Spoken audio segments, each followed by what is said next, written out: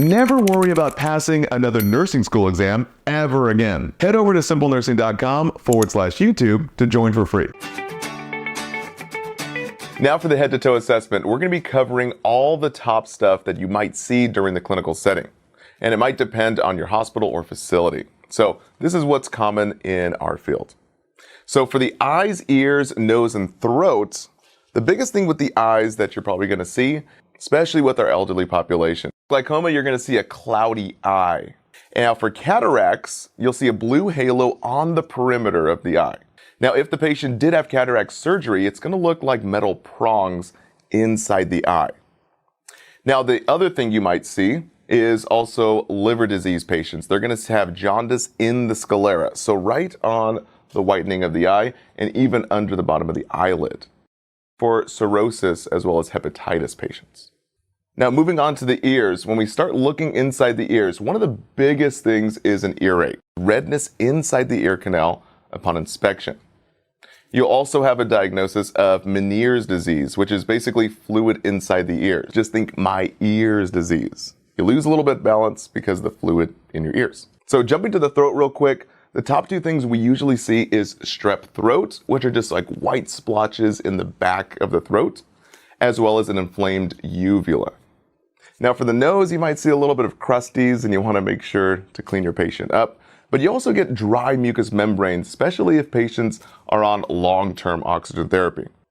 Now, since we're in the throat and mouth area, we'll have the patient smile, and this is to assess a stroke or even a history of a stroke. If the patient has one-sided weakness on one of the smiles, just like this, then it typically means either a new stroke or a history of an old stroke.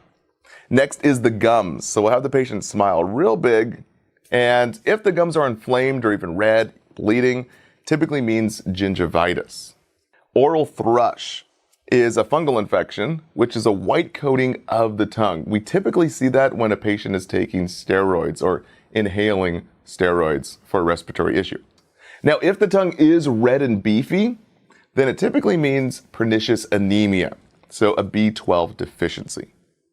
Now, moving on to the neck here, one of the biggest assessments is for JVD, which is basically jugular vein distension. This is typically for our fluid volume overload patients who are in heart failure exacerbation. Fancy words for worsening heart failure.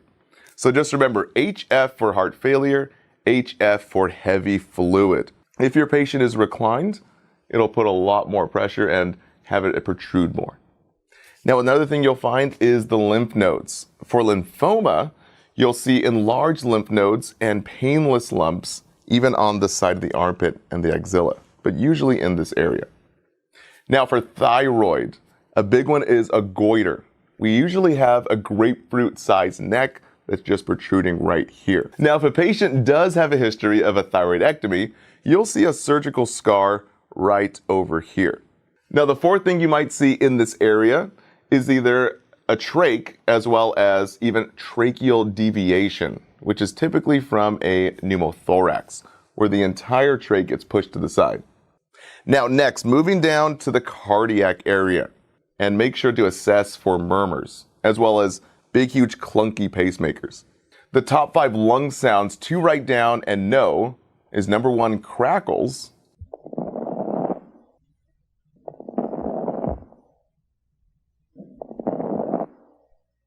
Number 2, rhonchi.